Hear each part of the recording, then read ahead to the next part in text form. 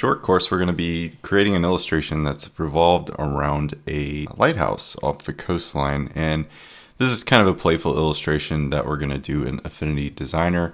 And in the course of a few videos, we'll kind of complete this. It will take some time because we need to draw these things from scratch. And the way I typically illustrate is by eye, so I'll often reference something in the time that I'm doing that. I'm doing that off screen as I've already drawn this, but I want to recreate it for a video series on Affinicasts just so we can kind of get some more illustration work coming on. And what I'll do to make this work and streamline is to share a color palette. You can also, of course, if you're a pro subscriber, you can download these files and tweak them to your liking. But we'll basically go over the steps, how to create such a piece like this and what steps I took to do such a thing. So we're going to toy with perspective, scale, shadows and highlights, different types of color, and then just using some awesome things that come with Affinity Designer to create some texture on all these elements as we illustrate this composition. So without further ado, I'll get started by creating a new document. This one that we're referencing here, it was 1200 by 1200 pixels, so I'm going to recreate that. And there's no way I'll probably recreate the same exact illustration here, but of course, like I said, if you're a pro subscriber, feel free to tweak these and, you know, add your own twist on them. Okay, so we'll start with a blank slate like this. One thing to speed up this video and process I will do is go to our colors palette. I'm going to import a color palette that I used from that document before. What I did to get that is I created a new document palette when I was creating this originally, and then what I can do is export that palette so I can use it elsewhere. So in my case, I'm going to use it again here by coming up to this arrow icon, importing it from my saved location here in the start folder, and I have an AF palette here to use. So we should have those colors at hand. They're not like signified in any particular order. I just use them throughout. So it's not quite 100% obvious which color goes where, but we are using certain ones just to speed up things. The same is true for this background color, everything like that. That's not exactly a palette color, although we could add it if we want to. I'll leave it as is, so we do this all by hand. So let's get started with that. Actually, so we'll use the background color, just create a square, and I want to just make it the size of a document, and we can rename it. And it's going to have kind of a bluish to opaque blue gradient from probably the top left to the right. So we're going to have a light source that stems from the bottom right side of this square to the top left, so it'll be darker over here.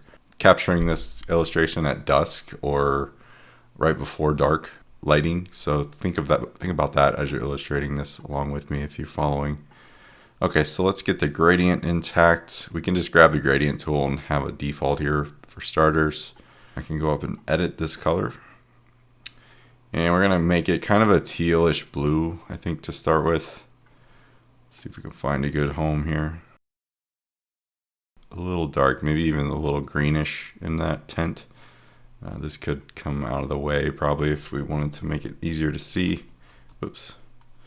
Switch back to our move tool and then back to the gradient tool.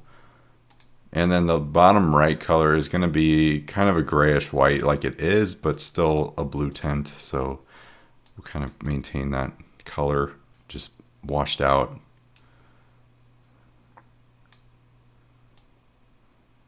So the top color is a little too blue for me. I think I'll go back and add maybe a touch more into the green realm and then move this over, something like that. And then you'll see a lot as I illustrate that I'm going to add some noise in about everything. Not too much, but just a little bit goes a long way to make some texture come about.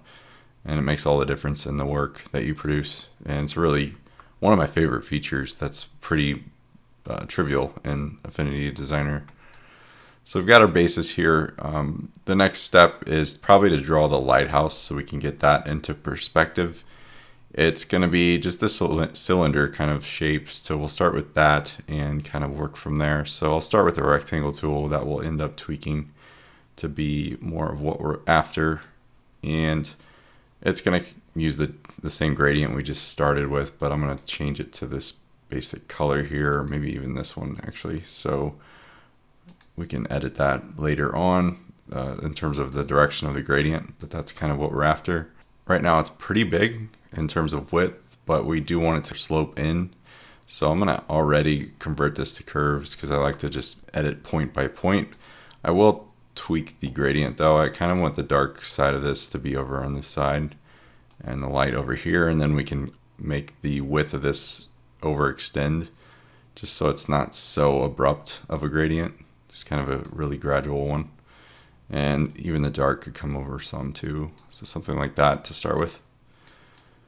Okay, so I want this to kind of slope in, as I said. So I'll start just by making this more of a sloped look. It's going to be pretty rigid right now, but we'll end up making this a little bit refined. And in terms of perspective, the left side is going to be a little more straight than the right side, just the way that the composition is going to end up. So I'm going to kind of scale this back a bit. Just get a general shape going here. So we'll even probably go further up from this and make this come to a resolution at the top here.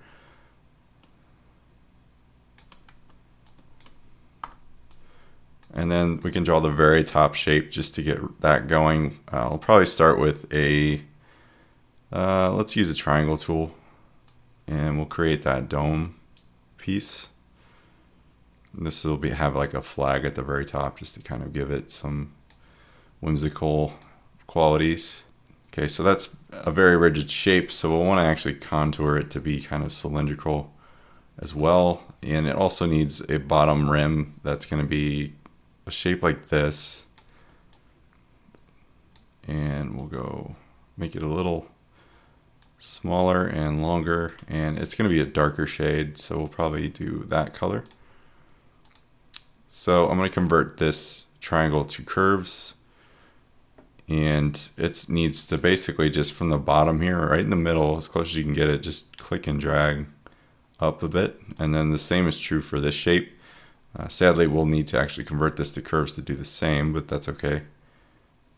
So it'll come up just a bit. Same with this part. So that gives it the effect that it's revolving around, so it's cylindrical. So that's kind of what we're after.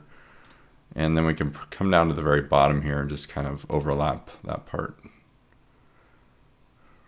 just to give us some foundation. And then one thing I added to the original illustration, if you recall, is this glare at the very top, almost like light shining down, but it's using that orange color. So we can do that pretty quickly, even just by pinning this shape out. So you grab the pen tool, kind of make a decent triangle, and then you can go to town with the node tool to tweak that to kind of wrap around that shape. You can even mask it to that shape if you really want to. Might add a little more nice qualities to that.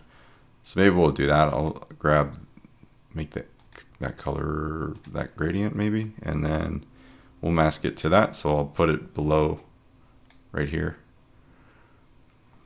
Great. So then we have that glare going on, and to even give it more perspective, you can create it at an angle or just modify this to only be part of the side. The shape itself can vary, but I think the gradient's a little strong here, so I might bring it back in terms of how bold it is. Something like so.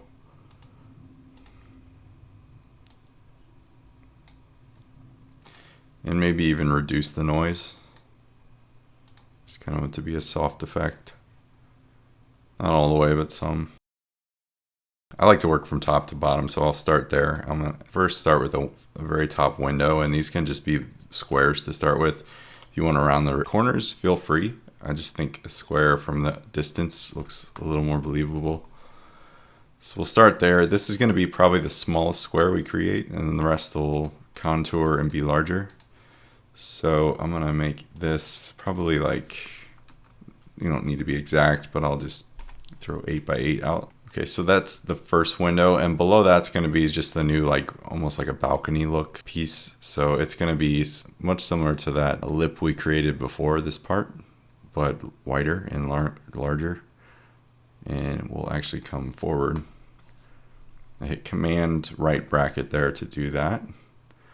And this also needs to kind of scoop and contour, so we're going to have to change this in that manner as well. So we'll convert it to curves. Make 2 points here. So I won't actually make a point. If you make a point, it becomes one of becomes a sharp point. And I want it to be kind of a contoured edge. So we're just going to click and drag. We won't create a point. Just kind of use our eye to make that believable. And I might remove this triangle back as I'm looking at it. It's a little abrupt. So this edge of this could technically have the same kind of glare going on. Maybe we'll add that just maybe over here as a square. We'll mask to that shape. So something like so. Could even be maybe decreased opacity just so it's sort of glared, but not quite 100%. Up to you. I don't know that I like it there, so I might remove it for now and maybe come back if we need to. So I'll move this up to kind of balance those out. And then below this piece, I'll add one more window. And this one's going to be a bit bigger just to kind of give perspective again. So maybe we'll add a couple pixels and make it 10. And we're going to do this piece one more time. So this one will be taller and probably not so contoured. So we'll come back with that. Since as we're going down, the proportions of things are becoming more level with our eyes, so it's going to look a bit different from a different perspective. So you have to think about that as you're designing something. And then below that will actually be the start of the pattern of purple, red. So we'll start there and create that bottom lipped area that's kind of doing that effect. So this is going to offset to that piece, so we can pin this out first to see if we can achieve it that way, and if that doesn't work, we'll come back. And it's gonna be very rough, so don't worry that if yours is similar to this. Plotting points so we can work with them. And then I want to make this a light purple instead of the dark we're using. It's still the purple, but we want to control the gradient that's on it, so it's in the color palette that I chose. The dark needs to fixate on the left side, so we'll keep higher lighted portion on the right side just to kind of keep things consistent. Okay, so we'll get the node tool, let's see, this one, and start to work with this. I'm going to make it underneath this piece, probably bring this one all the way forward, and then put this one behind that one, which it already is, so that's great. And then we can nudge these points up to the edge of that, just so they match. And then it'll be more or less trial and error at this point to make this look like it should. So I'm going to kind of work with that real quick.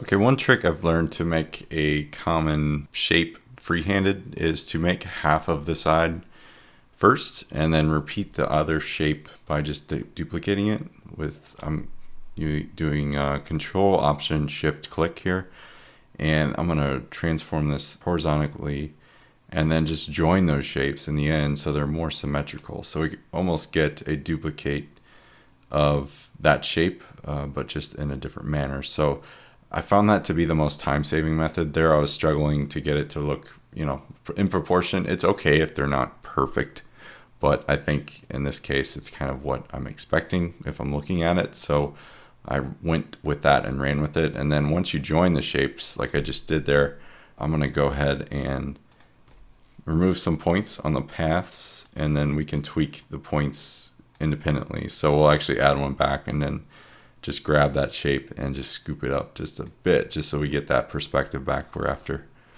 So that's a quick and easier way to do that. Just get one side of it done and then just create that shape again and duplicate it and join it and then manipulate it a bit more.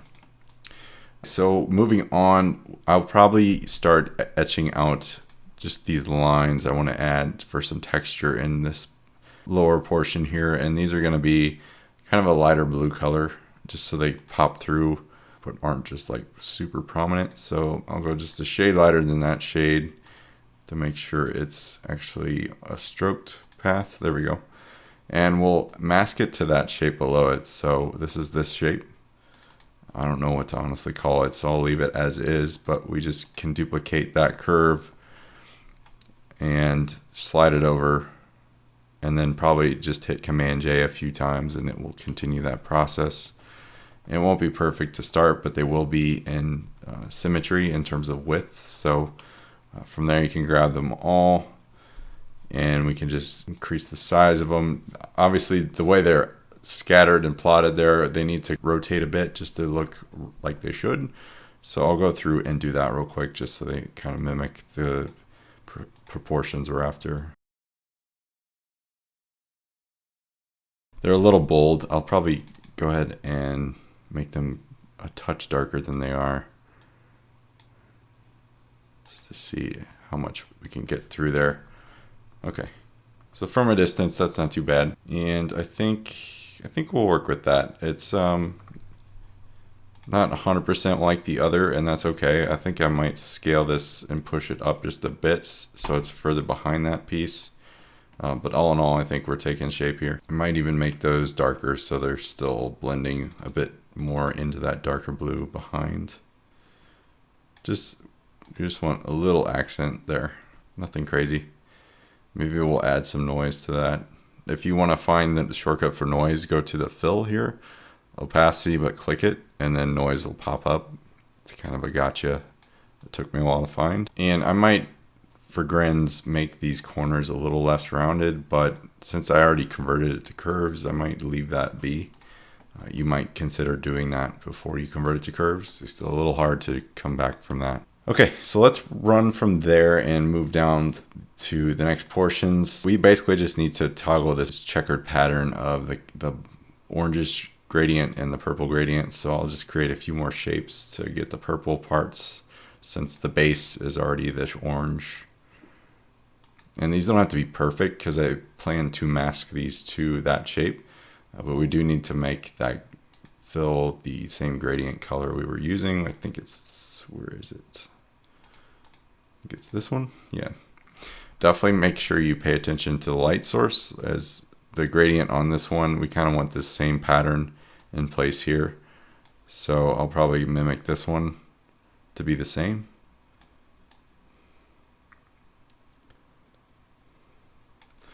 And this is definitely not aligned, but we can make it pretty close. And each of these is going to have just kind of a concaved look. So there's a nudge in the bottom so we get some perspective going on.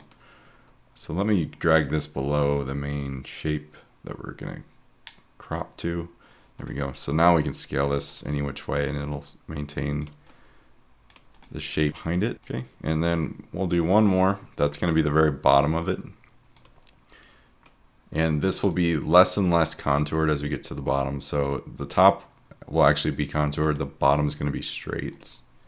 So we'll make that straight and then just kind of increase the scale. So it crops to the bottom. And we can align these so they're centered. So if we zoom out, you're starting to see it's taking shape, which is cool.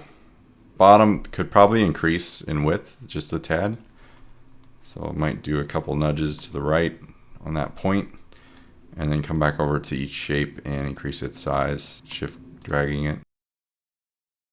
So the very base of Lighthouse is going to have a different shape. So we'll kind of move things up and it's going to be its own basic shape of the same color behind it, but we're going to just grab a whole new shape that we're going to create from that. And we're going to use a rounded rectangle. The bottom is going to have straight radiuses. So we'll do the top left and right will be, let's say, just a few pixels. I don't know, like 11. The bottom is going to be none, so we can just go to none on these selectors. Okay, and then we can kind of bring it in to match the size. It doesn't need to be massive. So we'll go and use this color here. We could skew this a tad since it's kind of shifting in the form of the lighthouse itself, so you add some more perspective there. So when we're looking at it, imagine yourself looking from like right about here, but from further away at this lighthouse, and you'll kind of see what I mean. So I'm going to group this and shrink it down just a bit. It doesn't need to be so big. From here, we can add like a little door, just a suggested door. It doesn't need to be very high fidelity. And we'll do the same thing with the bottom corners. Don't need to be rounded at all. The top, I think it's okay as is. We can make it our dark blue color here. Possibly even our black, maybe a bluish black, so even darker. Maybe we'll make these full radiuses. See, if you want, you can drag, click the name, the TL or the TR, and just click and drag those to the right, and you can modify everything without having to type it in. We'll decrease the size, and I want to put like a band on the bottom of this just to have some more. I'll ungroup this real quick. Give it some more depth. So what we can do to create this shape, make it a little more, I guess, organic, is to extend the bottom to be a bit offset and then create a new point that has something like this. The same is true on this side.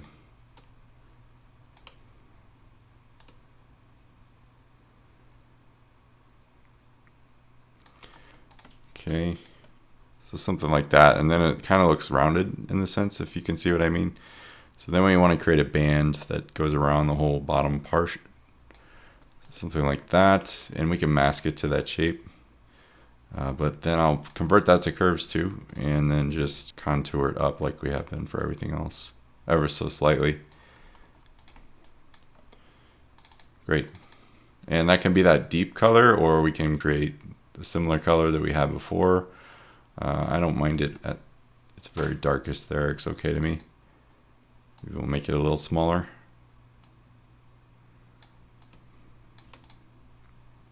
Okay, so that's the foundation of the lighthouse. Next we can add the windows, and we'll be close to done. We need to add the little flag at the top, so that one's pretty simple. Maybe I'll do that first. We just need to create a stroke. So I'll use the pen tool just to create a line. Click twice, and we'll use black for this. It doesn't need to be anything spectacular. Just one point I think should do it. And then I'll use a rectangle tool to make a flag. So that first you're going to draw it like this, and then we'll change that color just to be a nicer soft red. Bright, but not too bold or anything like that. Come over here, we can shrink that down a little bit and align it. So I'll group these just to keep them together, call it a flag, and then if we zoom out, it should be in enough scale to give you the perspective we're after. Needs to be noticeable, but not too much. Okay, great. So let's work on the windows next. And these are going to be kind of tricky because we want them to appear in the same perspective. If you put them straight across, like I do here, it's going to look like they're just, you know, blotted on there and not doing what they should. Instead of black, I'll probably use a really dark blue like we've been using, just so they're not so in your face. And these are a little large, so I'll actually go down in size. We'll do the same thing where we increase the size as we go down just a bit. And the middle one's going to need to be a little bit on that curved effect that we're after. And that's simply because of the perspective again. So keep that in mind. So we'll keep that as is and kind of just duplicate this group down. And That'll be a starting point. I'm hitting Command J just as I duplicated that once. It'll repeat the pattern. Obviously these aren't exact what we're after, but we'll get them aligned a little better here in a second.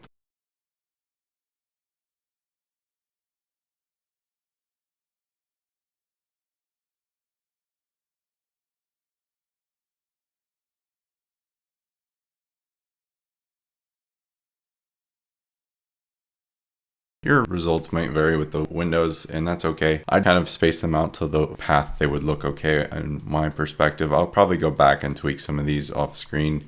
You can feel free to do the same.